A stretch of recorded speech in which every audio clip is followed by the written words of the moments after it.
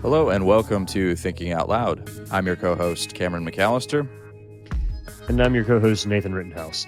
Nathan, Dietrich Bonhoeffer is back in the news today for two main reasons. One, there's a movie coming out from Angel Studios that has a front cover that doesn't give me warm fuzzies, Nathan. It has the actor portraying Bonhoeffer, walking with kind of a taciturn expression and a gun in his hand, looking very much like an assassin. And if you know anything about Bonhoeffer, perhaps the most reluctant participant in an assassination attempt, or one of the more reluctant in history, it just kind of seems out of sync. But the other reason is because Eric Metaxas is conscripting Bonhoeffer now into a kind of program where he's basically saying that, this is a Bonhoeffer moment right now. Now, this might seem a little after the fact because the election has happened and Donald Trump, in fact, won. If you don't know who Eric Metaxas is, he was the author of a biography, a very controversial biography, by the way. I'll say a little bit about that in a second, on Dietrich Bonhoeffer. But he's written numerous other books. Socrates in the City is also his organization. Hosted a lot of really great dialogues, actually. But basically, Eric Metaxas has said this is a Bonhoeffer moment. And he's even gone so far as to say Bonhoeffer would have voted for Donald Trump because we're facing a similar kind of crisis in North America as he was in 1930s Germany. It's a major stretch. And it's not probably very accurate, and Bonhoeffer's estate and family have written a formal, basically, condemnation of these remarks, and a lot of Bonhoeffer scholars have added their name to that as well. You can access the document, and I can link it here, although I'm not being hoity-toity. It is written in German, so you can Look at you. use software. We all knew that, by the way, you pronounced Dietrich. So Dietrich, yeah. So I don't want to just talk about this alone, Nathan. This is emblematic, I think, of part of a social dynamic that I think is pretty widespread, and it's not limited to conservatives by any means. But what I'm talking about is basically you increasingly are trying to find any strategy that you can to bolster your side on a given political issue. And these are often political conversations. And what I keep being put in mind of, and I promise I'm going to make this very as practical as I can, I keep thinking of Richard Rorty, who I think more and more is the philosopher of our time.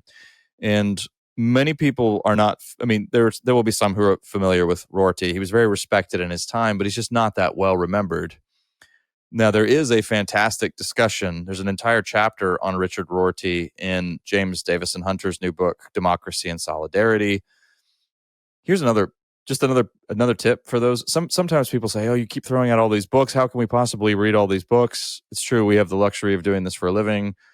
Well, you don't have to read the entire book.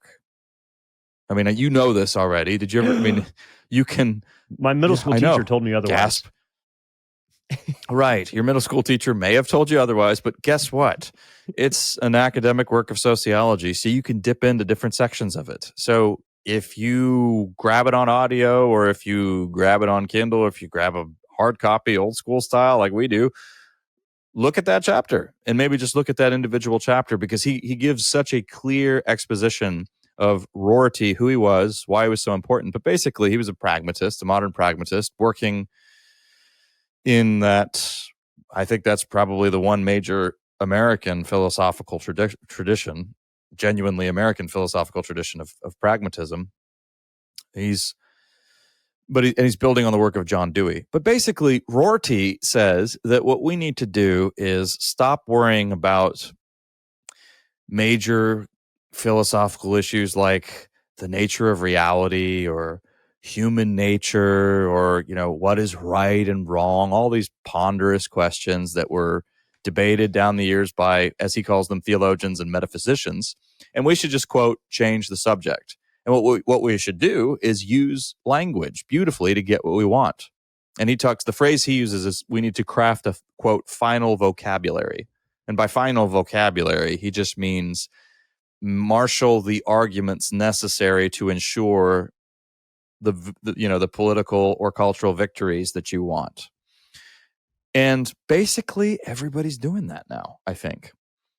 And what I find somewhat sad is Christians are often doing that too. So and this is an example of that. To my mind, Nathan, it is self-evidently false, first of all, that Dietrich Bonhoeffer would ever have voted for a Donald Trump.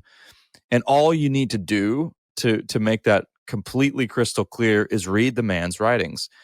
It's also self-evidently false that Dietrich Bonhoeffer was a evangelical, as Metaxas tries to portray him in his biography. This is one of the reasons why a lot of scholars, after this I'll shut up and I want to hear your opinion, Nathan, hear you weigh in, but a lot of when was it, I forget the full subtitle of Eric Metaxas's large book.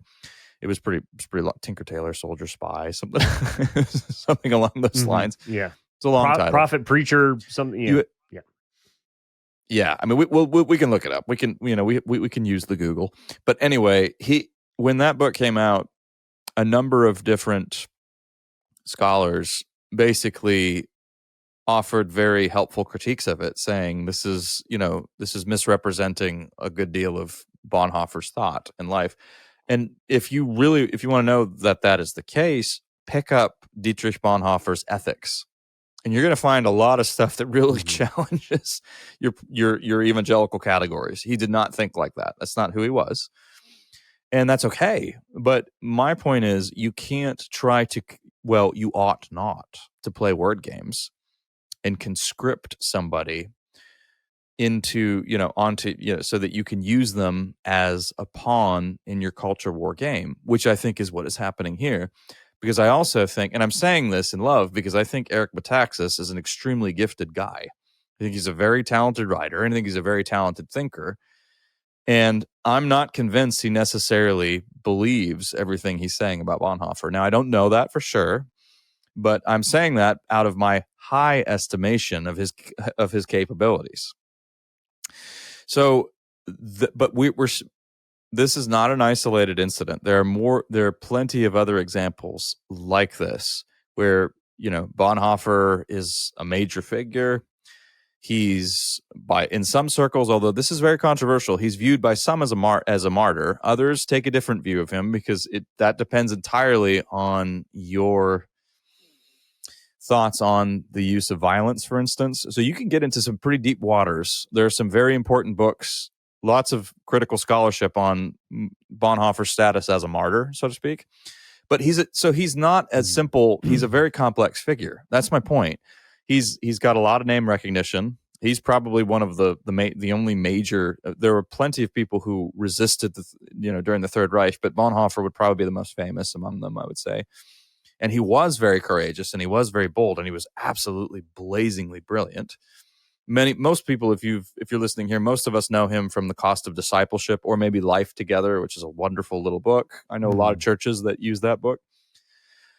But we want to be very careful with, he was an actual person. He was a real human being, and we want to be careful not to fall into this pattern of trying to craft any kind of final vocabulary. We want to err on the side of truth.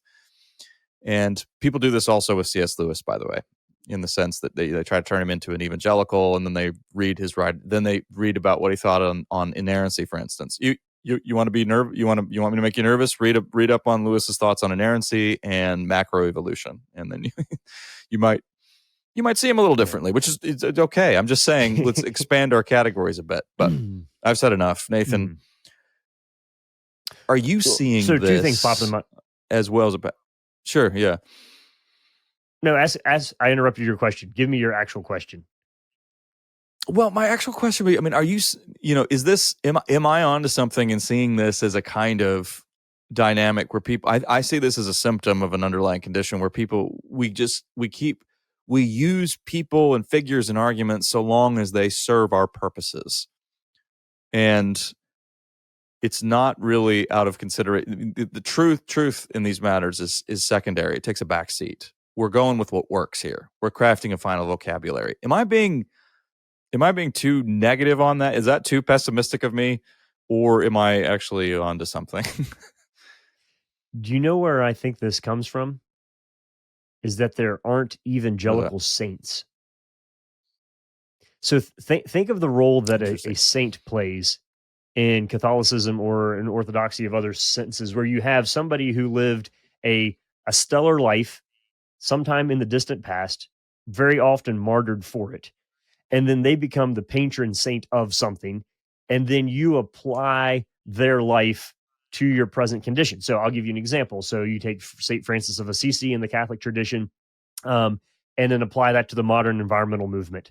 So you have St. Francis preaching to the birds, and therefore St. Francis is an environmentalist who would have loved Greta. Like it's that kind of leap where you take the theological focus of somebody in their time, you take the honor and recognition that's been given to them for their life, and then you apply them to your agenda as an appeal to authority to say that your read on the modern situation is right.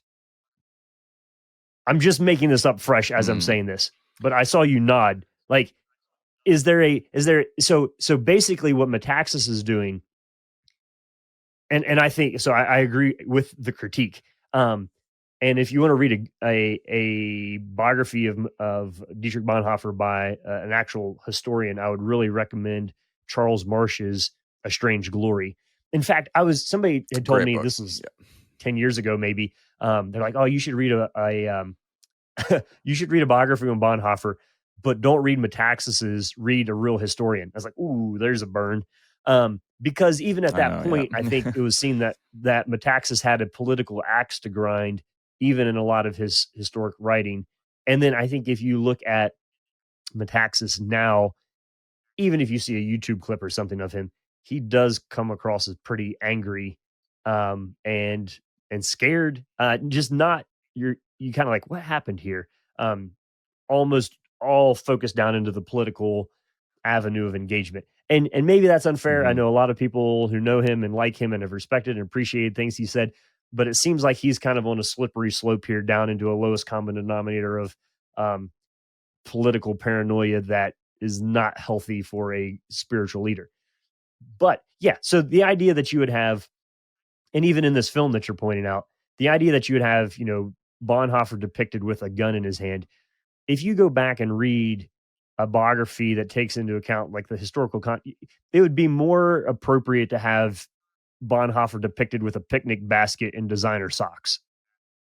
Like he is not absolutely. He's not a macho. And so what you're basically outlining for us is that a German Lutheran during the Third Reich is not the same as a 21st century American evangelical, or that in the Lewis case, that a British Anglican, Oxford based guy, C.S. Lewis, is not an Atlanta, Georgia Baptist. When you lay it out like that, there's kind of like a duh. This is obvious, but I do see that, and I think we're probably prone to do that too, Cameron. You're going to look back and see the things in Richard Rorty, or I'm going to look back and see the things in whoever I'm reading on a given day, and we're going to pull tidbits of information out of the things that they talked about and focused on. And then if it's attributed to somebody who we like, Augustine would be one that, Aquinas, you can pick Luthers and Calvins and the whole nine yards of going back, and we're kind of picking these people.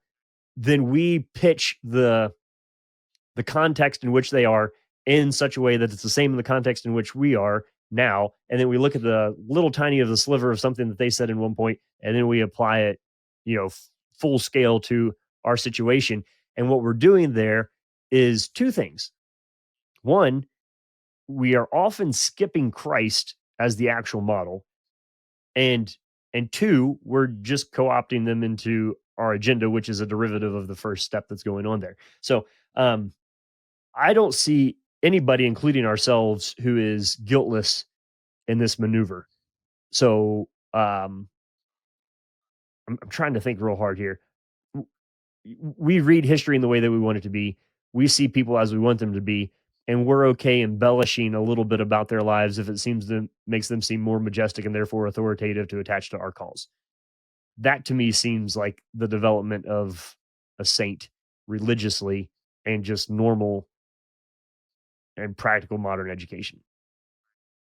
Well, it's very difficult to, doing real history and thinking responsibly about history. You have to be careful with the historical language that you use, historical consciousness and all of that. These are all very loaded terms, actually. Thinking responsibly about history is a discipline. And it's probably impossible for us to do it perfectly. In fact, it is impossible for us to do it perfectly. We are inevitably products of our time. That's not all we are. That doesn't explain everything about us.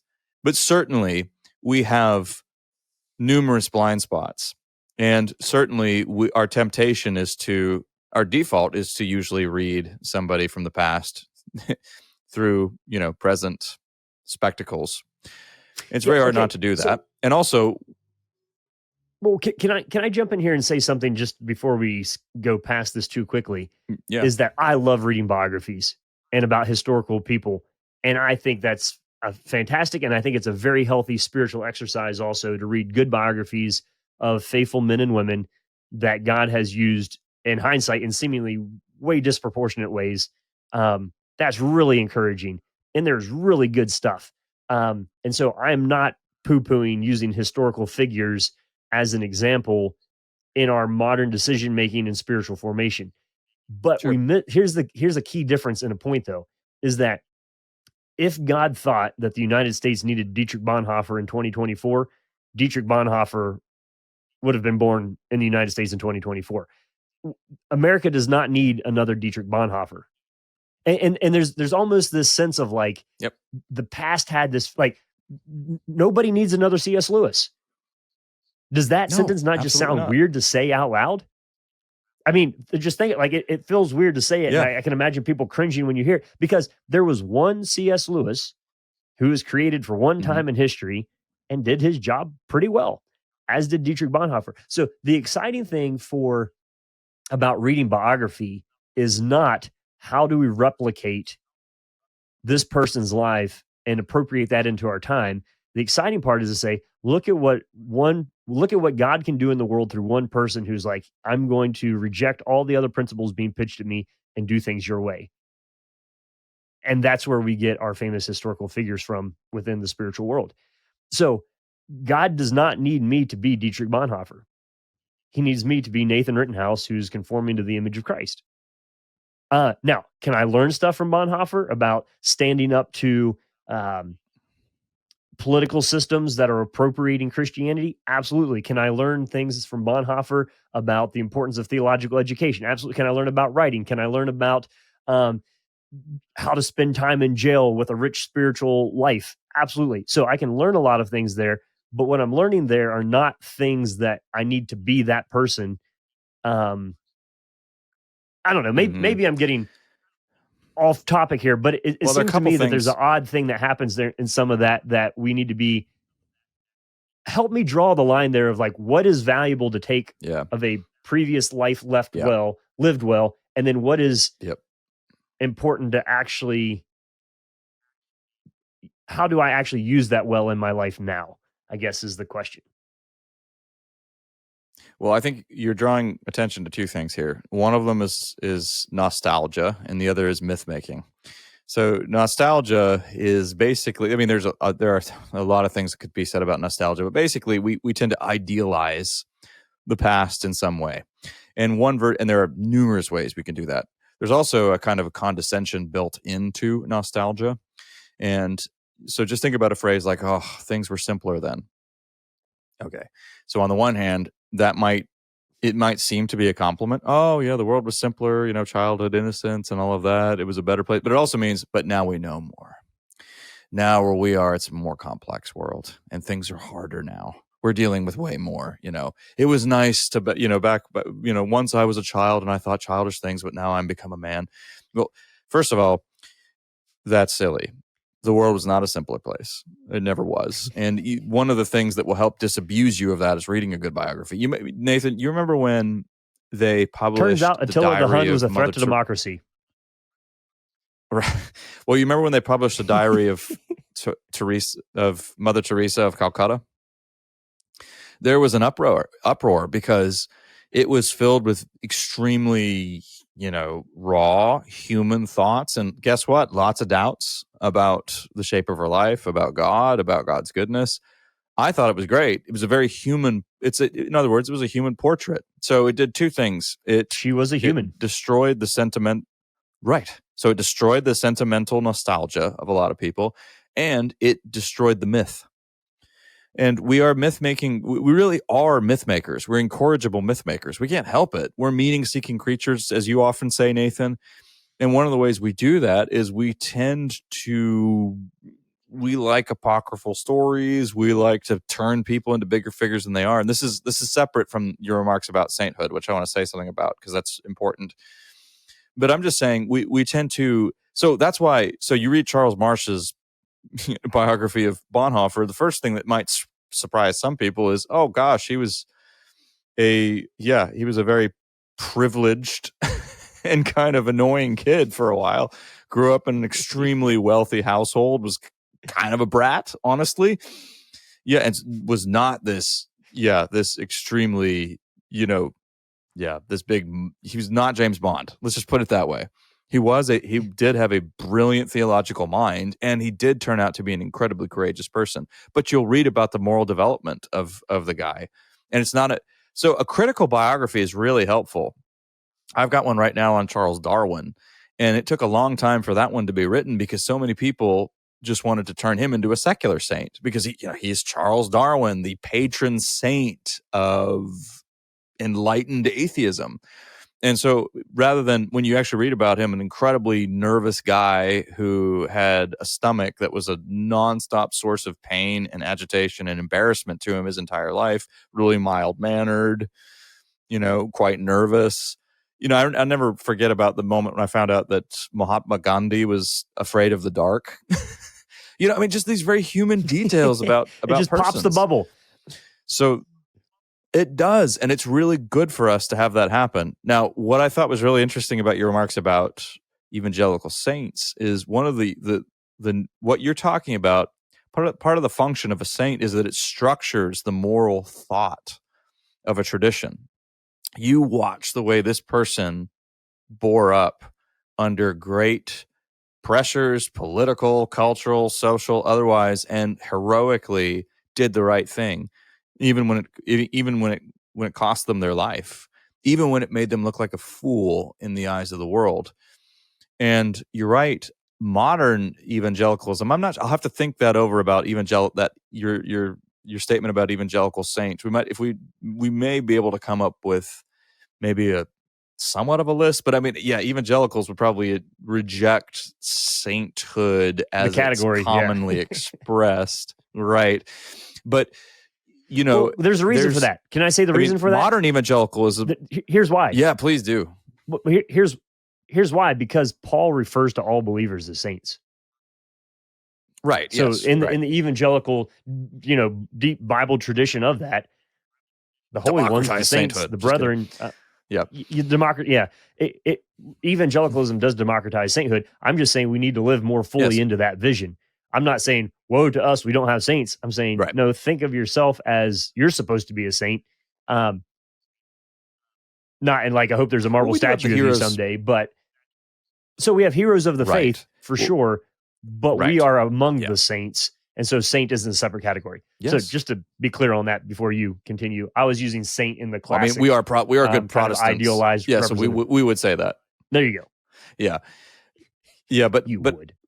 But here's the thing, though, Nathan, because we're talking about modern evangelicals now. Of course, we're in late modernity. That's who we are as people, and that version of evangelicalism, for better or for worse, we've talked about this numerous times, is very tied to a vision of cultural influence that's predicated on celebrity to a significant degree. Not always. We're seeing the pitfalls of that now, and I think there's some real reflection happening.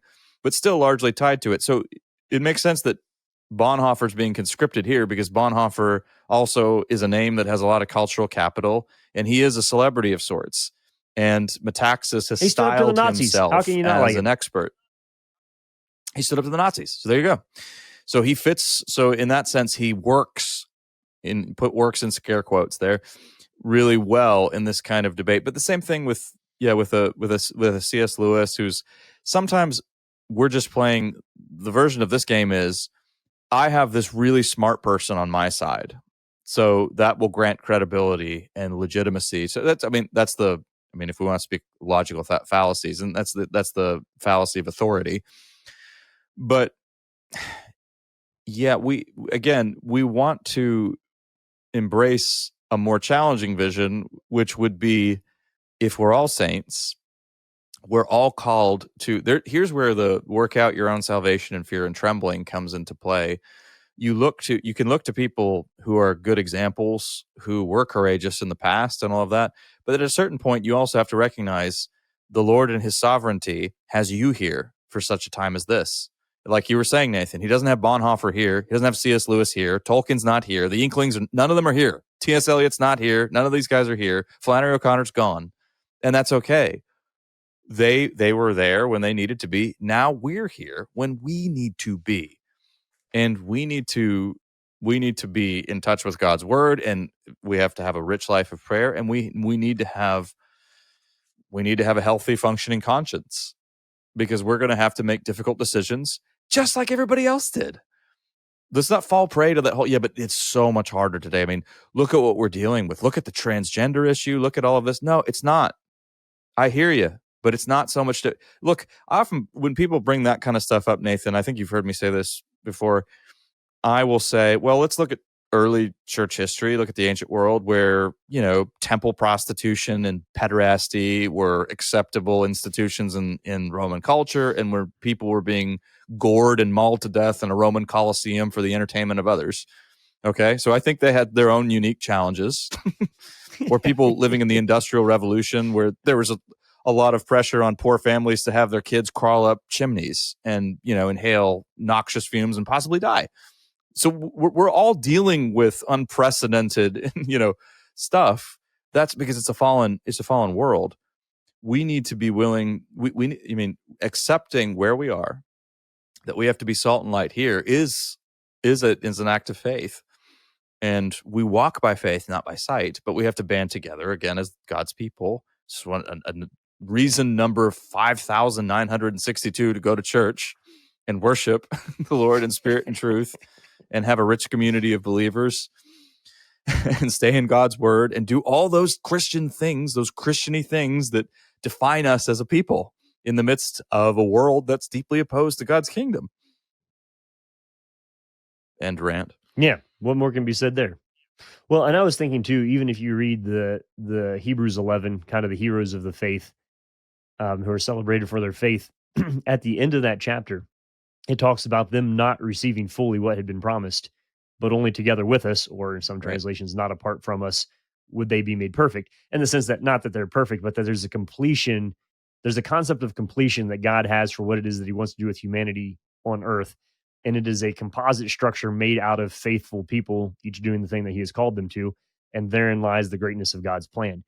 So even in that very chapter that outlines for us the heroes of the faith, some of whom had some pretty shady stretches in their lives, it's a kind of a beautiful vision when you recognize that you're called to be part of that, not to appropriate that. I don't need to kill giants with slings. I don't need to bring down a wall off of a mountain. It actually opens up a whole degree of possibilities that are actually kind of exciting to think about what it is that you are called to be and what you were created to be. That doesn't have to be a carbon copy of somebody from the past. But it does mean trusting God as the primary source and the primary authority, or the only authority, on what it is that we do with our lives. So we learn from the past, but we do not rely on the past in that way in order to gain confidence or hope for the future. So I'm conflicted about the possible misinterpretation of this episode, not from what you said, but from what I've said, because it seems like I'm simultaneously dismissing the past which I think is really important and really valuable. I guess when I look at my, in my church's statement of belief, we have a note there about our history, and we say this is a resource. It is not an idol. And maybe that's the place that I find myself in with biographies too. Like, look at them as a resource, but let's not idolize them to think that they alone hold some secret meaning to how it is that we should be living our lives. That alone comes from God. Or set them up as an authority such that we can then tack them onto our agenda to get them to paddle in our canoe. So yeah, I think a responsible use of history in the past is something that we all need to spend some good time thinking about. And it's also good just to I appreciate you bringing this topic to our attention surrounding Bonhoeffer, because I think he is a name that will be continued to be thrown around. Read Bonhoeffer, appreciate him. Again, we recommend Strange Glory by Charles Marsh, and Cost of Discipleship, great book. Life Together, Act and Being, and some of those other ones get a little more complex in a hurry. But thank God for the faithful people that you know who have lived well. Learn from them, but recognize that what made them great is they responded to what God was calling them to. That's the thing for us to replicate. So lean into what God is asking you to do, and let the future remember you however they want. We can't really be concerned about it in any meaningful way. So follow Jesus and let the cards fall where they may. Yeah, and we will. I don't know. Maybe I'll try to watch that movie. I'm not. I'm disinclined. Do it. You're the movie guy to see it, but part of me genuinely is curious about the portrayal in that film. And I know, just to put this out there, the actors themselves have publicly disavowed the movie is not related to Eric Metaxas's campaign, and the actors in the film have also expressed their basically disapproval of Metaxas's comments as well. So it's important to note that there's a distinction between those two. It's just Bonhoeffer's name is going to be in pop culture quite a bit here. So I'll try to watch that movie, and maybe we'll talk about it on here. But in the meantime, you've been listening to Thinking Out Loud, a podcast where we think out loud about current events and Christian hope. Thanks for listening to Thinking Out Loud. If you'd like to learn more about what we do, book Nathan or Cameron, or if you'd like to support us financially, whether through a one-time donation or on a monthly basis, you can do so on the donate page at www.toltogether.com. That's toltogether.com. And please consider leaving us a 5-star rating and sharing this content with your friends. It really does help.